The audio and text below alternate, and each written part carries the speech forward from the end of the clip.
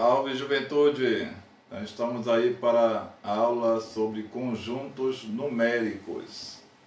Então vamos primeiro, antes de iniciarmos aí essa parte de colocar os conjuntos direto na reta, vamos ver representações desses conjuntos. Como é que representamos conjuntos numéricos? Então aqui no quadro agora, que vocês vão tirar um print, para quem não copiou e quiser tirar cópia depois e colar no caderno, Então vou colocar aqui a primeira parte e contar um pouco do nascimento desses conjuntos aí, tá? Então nós temos aqui conjuntos que são agrupamentos, então nós vamos agrupamento de números, e os números sabemos que podem ser finitos ou infinitos, Então temos aqui o primeiro conjunto que a gente trabalha desde o primeiro aninho ali, até ali o sexto ano, trabalhamos com os números naturais.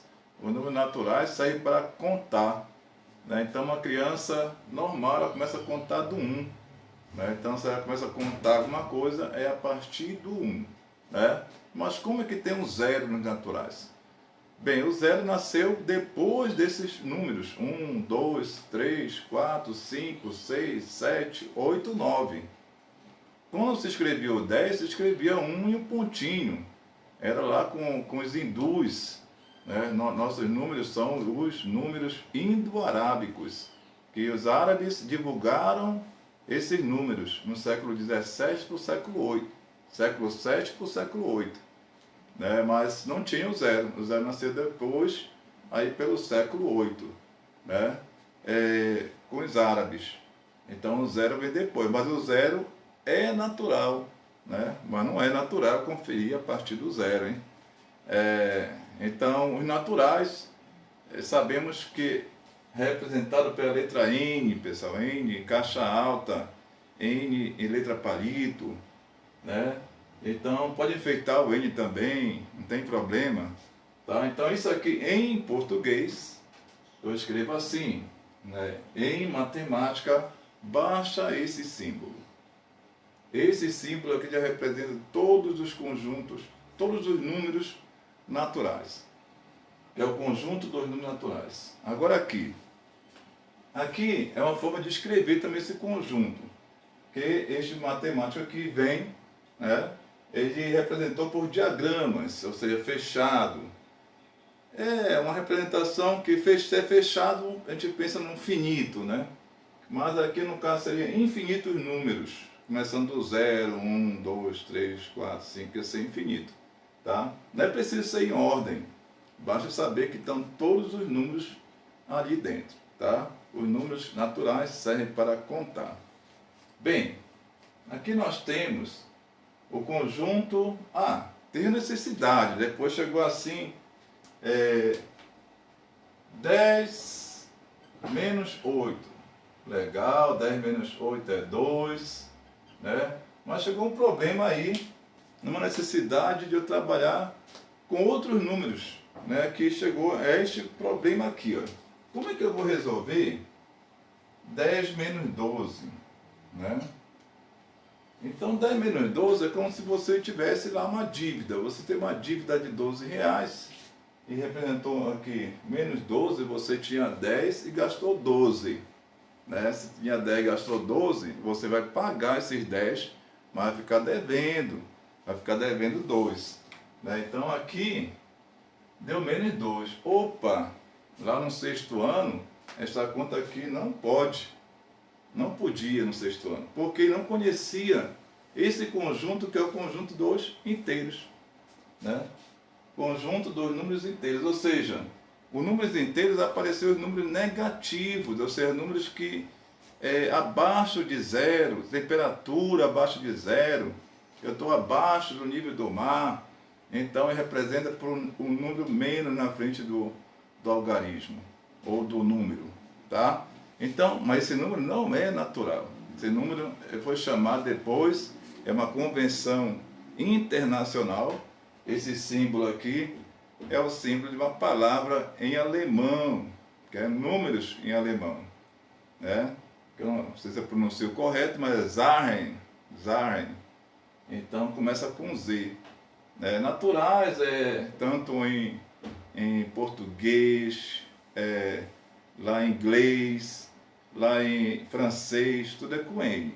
Tá? Mas essa palavra aqui é números no plural e alemão, porque no singular número é number, né? Em alemão, ok? Então é conjunto dos números inteiros. São os números inteiros aqui. Temos os naturais. Os naturais são os números que a gente chama de positivos, né? Inclusive o zero. O zero não é positivo nem negativo. E aqui, temos aqui fora números negativos também. Inteiros.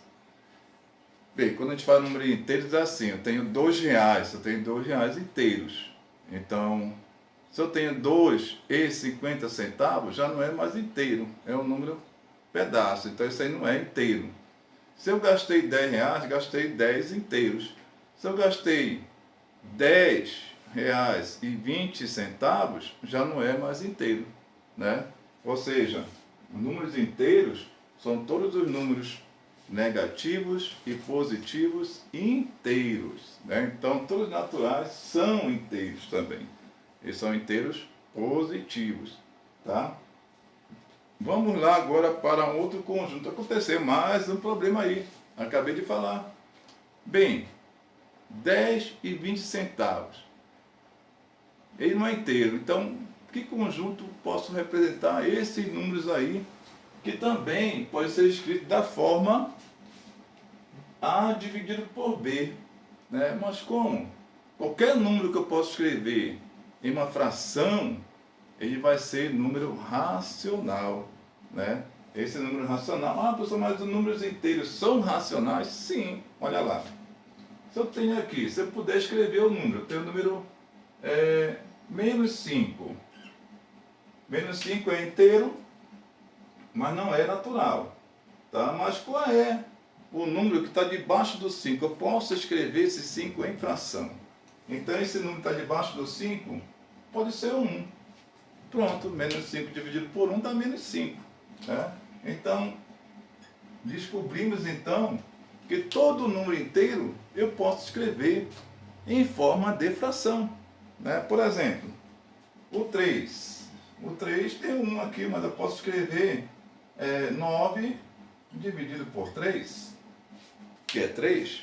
Então, além do 1, eu posso também ter outras razões aqui que pode ser um número inteiro. Mas não basta só um número inteiro, pode ter números agora, que outros números que eu posso escrever em fração, por exemplo, o 2/3. Tá, o 2/3 é racional, mas ele não vai dar inteiro, né? Vai dar 0, alguma coisa. Ou seja, então, todos os números inteiros são racionais, que eu posso escrever em forma de fração, porém, nem todo racional é inteiro.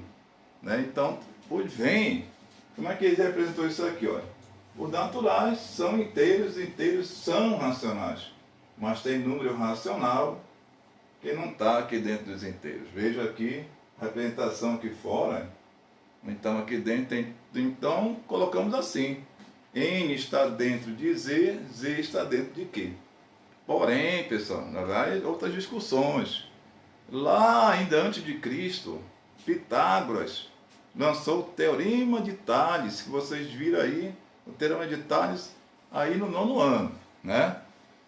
Ele descobriu um problema, quando ele enunciou o teorema dele, ele colocou um triângulo retângulo de lado 1, né? Os catetos 1 e 1. Então nós sabemos que o Teorema de Pitágoras é o lado maior, que a hipotenusa que ele falou, é igual ao quadrado, é igual à soma dos catetos ao quadrado. Então ele chegou, né, a um número que elevado ao quadrado dá 2. Um número multiplicado por ele mesmo que dá 2. Não conseguiu encontrar esse número. Né? Então foi um número proibido até no tempo dos pitagóricos. Este número, né, mais na frente chamamos de números irracionais. Né? Eles não são naturais, não são inteiros, não são racionais, são irracionais. O número irracional que você conhece muito bem é o π, né? O π que é 3,1415, e depois vai um monte de número, que não tem um número que repete, né? Então ele é um número irracional, porque esse número não se consegue escrever em fração, né? Ele não consegue escrever em fração. Então o número π é um deles, né? Outro, raiz de 2, raiz de 3, raiz de 5, raiz quadrada, né? Raiz de 7, raiz de 6, raiz quadrada de 6 e outras raízes. Tem infinitos números aí irracionais. Estão na reta, sim. Quando Pitágoras descobriu o tamanho, que era a raiz de 2, pega um compasso, girou e bateu na reta. Porém, aquele número não se pode se escrever em fração. Porém, pessoal, então ele colocou essa representação. Os irracionais estão fora, aqui fora, né? Não são nem naturais, nem inteiros, nem racionais. Então ficou fora. Então, para representar um conjunto que englobasse tudo isso aí, né, nasceu o conjunto dos números reais. Os números reais, então, agora vão ser todos os números que conhecemos até o 9º ano. Porque no 9º ano apareceu lá uma raiz quadrada de número negativo. Raiz quadrada de número negativo não é real. Nasceu um outro conjunto depois, que é chamado de conjunto dos números complexos. Mas isso é outra história para o 3º ano do ensino médio, que vocês vão trabalhar, ou não, mas com esse conjunto, números complexos. São todos esses números aqui, todos os números reais, né? Mas, inclusive, aquela raiz quadrada de número negativo que você encontrou ali na equação do 2º grau, no 9º ano, né? Que o professor parava a conta, isso aqui não existe nos números reais, então solução, vazio. Falando nisso, outras representações vêm aí. Então vamos lá, representações em letras, representação de diagrama de Venn, de conjuntos. Vamos ver outras representações aí, vem comigo. Então aqui mais algumas representações de conjuntos, né? Então nós podemos representar entre chaves. Então quando tiver aqui abre chaves, fecha as chaves e tiver elementos lá dentro, ou não tiver, mas entre chaves já é conjunto, tá? Então a representação de conjuntos a nível internacional é entre chaves, tá? Também podemos representar com letras caixa alta, A, B, C, D e assim por diante, né? O pessoal colocar, tem letras infinitas, aí eu posso colocar A1, A2, A3, A4, infinito, né? As letras são finitas do alfabeto, porém eu posso colocar como A1, A2, A3, B1, B2, B3 e assim temos aí infinitas representações com letras caixa alta. Um exemplo aqui, né? O B é igual ao conjunto 2, 3 e 4. Então eu posso dizer só o B, ó, conjunto B agora, sem colocar isso aqui. Então já tem a letra. E ele representa, por exemplo, isso aqui tudinho. Tá? Então, igual. Beleza. Cuidado com o conjunto vazio. O conjunto vazio tem duas representações. Ele pode ser só entre chaves e sem nada dentro, tá? Ou um tipo zero cortado ali, tá? Então olha só aqui. Vazio ou vazio. Agora, pessoal, cuidado com essa representação aqui que muita gente usa. Solução vazia, você colocou isto aqui, né? Isto aqui não é vazio. Imaginemos uma caixa vazia. Aí imaginemos outra caixa vazia. Vou pegar essa caixa vazia e colocar dentro dessa outra caixa vazia, né? Ou seja, aquela caixa que estava vazia já tem uma caixa vazia lá dentro. Então ela tem um elemento lá dentro, que é aquela caixa vazia, né? Então isso aqui não é vazio, isso aqui seria unitário, tem um elemento ali dentro, tá? Então cuidado, a representação para vazio é este ou este aqui.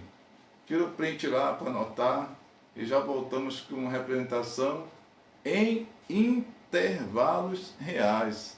ou seja, intervalos com infinitos números, né? Em qualquer situação, pode ser naturais, pode ser inteiros, racionais, a gente vai falar em intervalos reais. Mas vamos lá, tira o print aqui e copia no caderno.